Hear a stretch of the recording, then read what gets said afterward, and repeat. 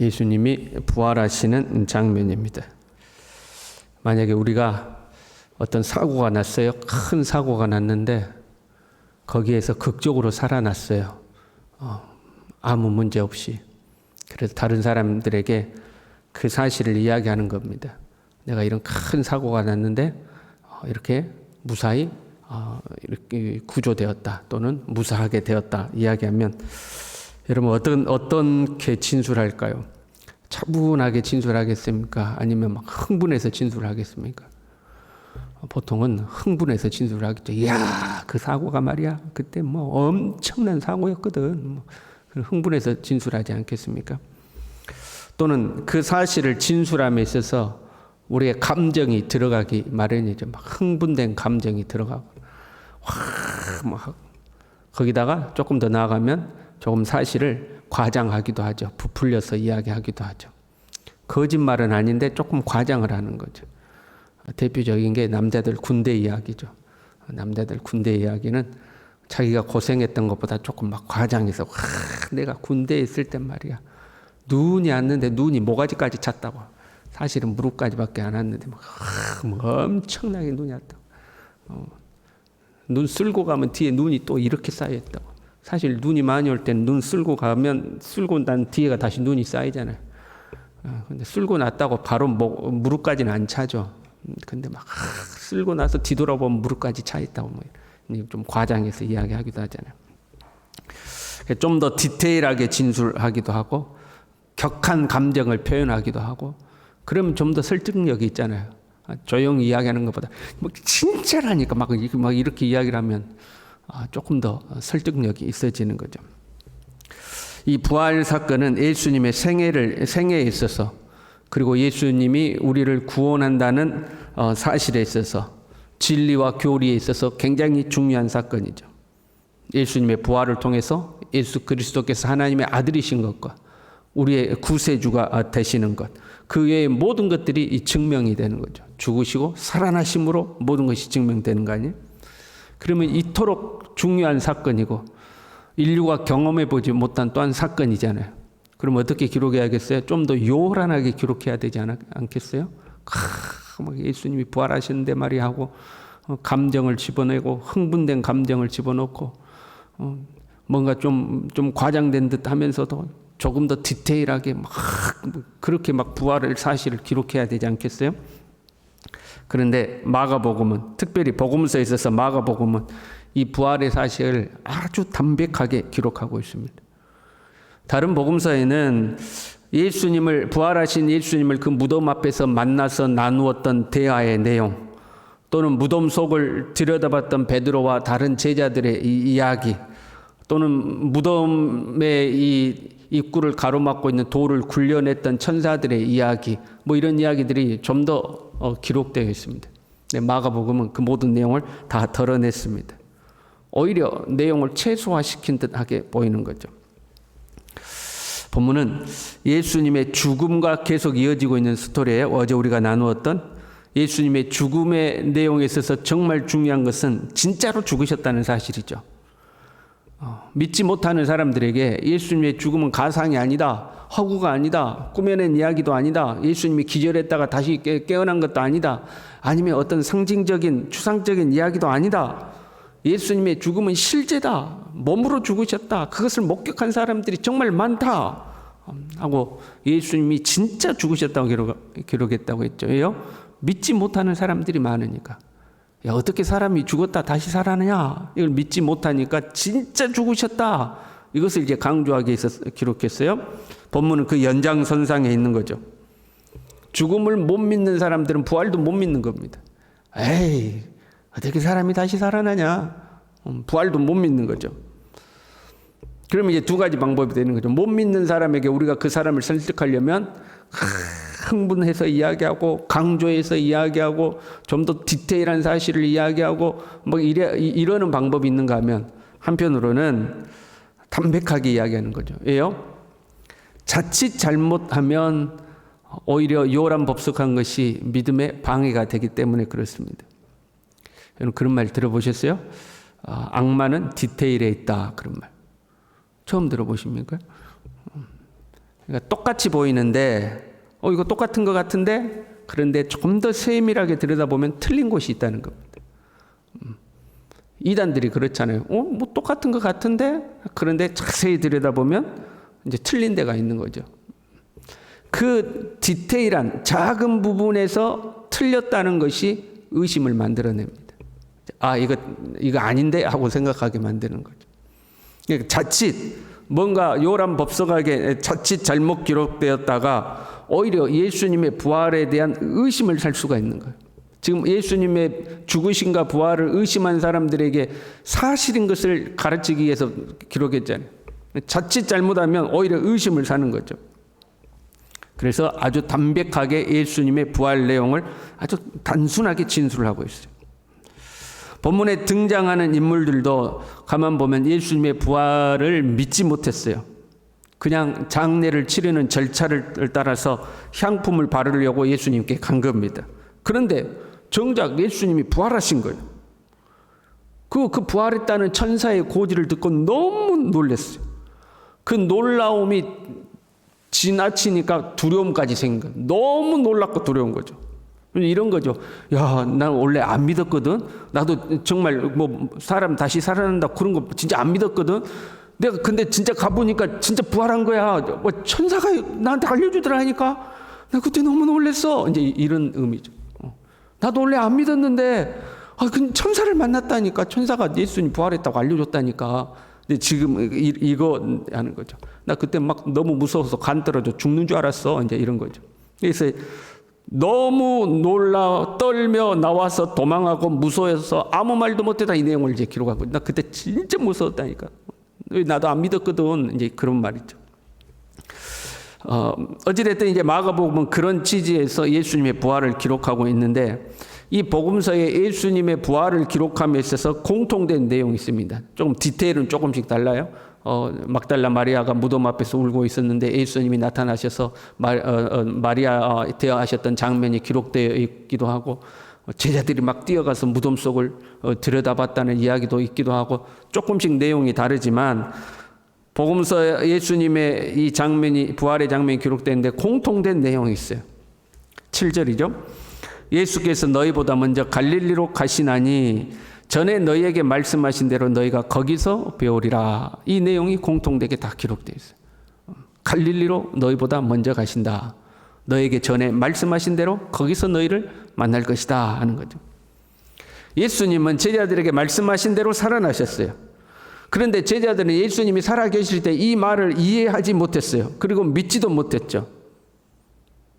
그때 이런 일이 있을 거라고 말했잖아. 전에 너희에게 말한 대로. 그때 너희에게 말했잖아. 예수님이 이런 일이 있을 거라고 말했잖아. 그 말대로 갈릴리로 가신다 하고 지금 이야기를 하는 거죠. 그런데도 못 믿어요. 제자들이 못 믿죠. 그래서 나중에 책망을 받아요. 14절에 보면 그들의 믿음 없는 것과 마음이 완악한 것을 꾸짖으시니. 천사들이 알려주고 예수님을 만났다는 제자들이 있는데도 못 믿어. 야, 그때 예수님이 우리에게 말했었잖아. 돌아가시기 전에 죽으시고 살아나서 갈릴리로 먼저 가신다고 말했었잖아. 그래도 안 믿는 거죠. 여러분, 우리가 동일하게 예수님을 믿고 있는 것 같지만 믿음의 내용과 범위가 사실 다 다릅니다. 성경을 완벽하게 신뢰하고 내 삶의 기준과 규범으로 삼고 절대적으로 순종해야 되고 순종하는 사람도 있죠. 절대적으로 성경을 신뢰하는 거죠.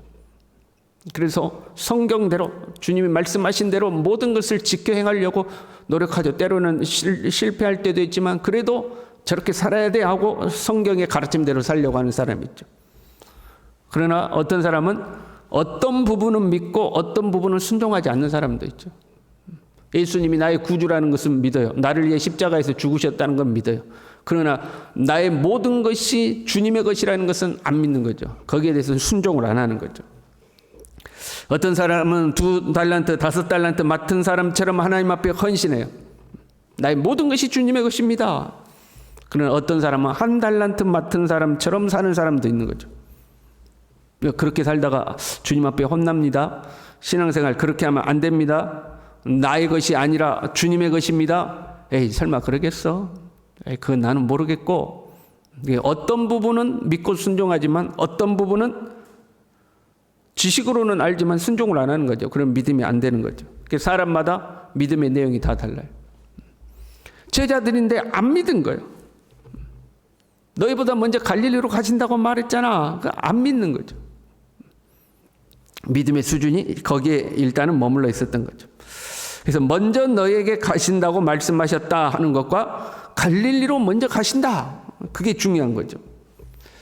예수님이 갈릴리로 가신다는 것은 어떤 학자들은 이렇게 해석을 하기도 합니다. 실제로 예수님이 갈릴리로 가서 제자들을 만난 것이 아니라 예루살렘에서 먼저 제자들을 만나죠. 무서워하고 두려워하고 있는 제자들에게 예수님이 나타나셔서 두려워하지 말라 하시고 평안을 너에게 준다 하시고 성령을 받으라 하시고 그 제자들을 먼저 만나시잖아요. 그래서 갈릴리는 상징적인 장소다 하고 이제 해석하는 학자들도 있습니다. 마태복음 4장 15절에 보면 스불론 땅과 납달리 땅과 요단강 저편 해변길과 이방의 갈릴리여. 그래서 이 갈릴리 이방 땅으로 이야기하면서 흑암에 앉은 백성이 큰 빛을 보았고 사망의 땅과 그늘에 앉은 자들에게 빛이 비추었도다. 그래서 갈릴리를 흑암의 땅으로 어둠의 땅으로 표현을 했기 때문에 예수님께서 제자들보다 앞서 복음이 전파되어야 될 그 이방 땅으로 먼저 가신다는 상징적 의미다 이렇게 해석하죠. 그래서 이제 선교적 사명을 부여받고 이방 땅으로 이제 복음을 증거하게 되는 그걸 의미하는 것이다 하고 이제 상징적으로 해석해요. 그럴 수도 있다고 봐요. 그런데 예수님은 실제로 갈릴리에서 고기 잡고 있는 어부들을 만나시죠. 예루살렘에서의 만남과 갈릴리에서 만남은 좀 차이가 있습니다. 예루살렘에서의 만남은 예수님이 부활하셨음을 증명하기 위해서 제자들에게 나타나죠. 바로 나 진짜 살아났다. 야, 내 손에 못자국을 보고 내 옆구리에 창자국을 확인해봐라. 네 손가락을 넣어봐라. 내가 정말로 살아났다. 부활을 증명하기 위해서 예루살렘에서 만나셨다면 갈릴리에서는 제자들에게 사명을 부여하시기 위해서 만나십니다. 그게 달라요. 갈릴리는 처음부터 예수님께 부름받았던 장소입니다. 시작하던 장소죠. 정치적 야망이나 야욕이 없이 순수하게 예수님을 따라다니면서 하나님 나라의 복음을 전하고 병자들을 고치고 귀신을 쫓아내고 그것으로 기뻐하고 즐거워했던 순수하게 복음으로 기뻐했던 자리가 갈릴리였어요. 그러다가 제자들이 점점점 마음속에 야욕이 생기고 정치적 야망이 생겨서 예수님이 왕이 되시면 우리가 오른편 왼편에서 한 자리 할 거야 하는 정치적 야망이 생긴 거죠. 그 주님을 순수하게 따랐던 그 자리가 갈릴리인 거죠. 그리고 그 갈릴리에서 부활하신 예수님이 사명을 다시 부여하죠. 다시 시작하도록 하는 게 갈릴리. 베드로에게 네가 나를 사랑하느냐? 내 양을 먹이라 하고 사명을 부여하시잖아요. 다시 시작하는 자리죠. 우리는 갈릴리로 돌아가야 해요. 항상 갈릴리로 돌아가야 돼요. 여러분 집안 청소하시잖아요. 날마다 청소하시잖아요. 날마다 청소해도 뭐가 나와요? 날마다 먼지가 나오죠.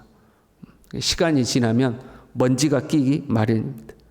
기계는 시간이 지나면 기름때가 끼기 마련이죠. 그러면 그것을 청소하고 깨끗이 해서 리셋을 시키는 거죠. 온 상태로 다시 돌리는 거 아니에요? 우리의 마음도 우리의 신앙도 시간이 지나면 먼지가 낍니다. 처음에 그 은혜 받았던 순수했던 마음, 주님의 말씀 앞에 결단했던 그 순결했던 마음에 먼지가 끼기 시작하는 거죠. 근데 처음 마음들이 점점 뿌얘지는 거죠. 처음에 그 마음은 뿌얘지는 거죠. 그때 우리는 어디로 돌아가야 돼요?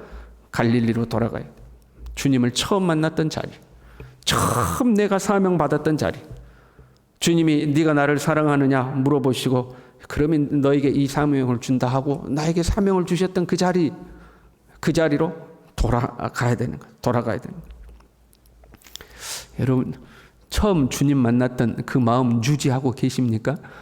처음 주님 만났던 그 마음. 내가 주님 만나서 너무 한편으로는 기쁘고 한편으로는 너무 고맙고 나 같은 죄인을 부르셨는데 내가 주를 위해 뭘 할까 했던 그 마음 가지고 계시냐 이 말이에요. 저는 목사니까 목사로 부름받았던 그때 그 마음, 장로로 부름받았던 그때 그 마음 권사 집사로 부름받았던 그때 그 마음 그대로 있냐 이 말이에요. 아니면 먼지가 싹 끼어가지고 그때 그 마음은 뿌연히 다 없어져 버리고 그래도 내가 누군데 말이야. 내가 신앙생활 몇 년 했는데 말이야. 내가 그래도 이 교회를 위해서 내가 얼마나 했는데 말이야. 나도 오른팔 왼팔 되든지 뭐 나도 좀 높임받고 대우받고 인사도 받고 해야 되는데 말이야. 나를 몰라주고 말이야. 혹시 이제 그런 마음들로 먼지 끼고 뿌얘지지 않았냐 이 말이죠. 그때마다 내가 갈릴리에 가서 너 기다리고 있는다. 갈릴리로 와 하신 주님의 말씀을 기억하고 항상 처음의 자리로, 오늘 이 새벽에 우리 그 처음의 자리로 다시 돌아가는 우리 모두 될 수 있기를 바랍니다. 기도하겠습니다. 주님이 부활하셨다고 말씀하셨음에도 믿지 못했던 제자들처럼 다시 오신다고 말씀하신데 믿지 못하고 한 달란트 맡은 자처럼 허송세월하는 자가 우리 중에 없도록 주님 앞에 깨어있게 하시고, 우리의 마음이 어느덧 먼지가 끼어서 뿌얘져서 주님을 순수하게 사랑했던 마음은 없어져 버리고 내 자존심을 세우고 내 명예와 내 이름을 남기고자 하는 헛된 마음들이 우리 안에 생겨날 때에 그 모든 마음을 뒤로 하고 주님을 처음 만났던 그 자리, 순수했던 그 자리, 부르심 받았던 그 자리로 날마다 새롭게 돌아가는 우리의 신앙이 될 수 있도록 우리 모두를 붙들어 주시옵소서. 예수님의 이름으로 기도 올리옵나이다. 아멘.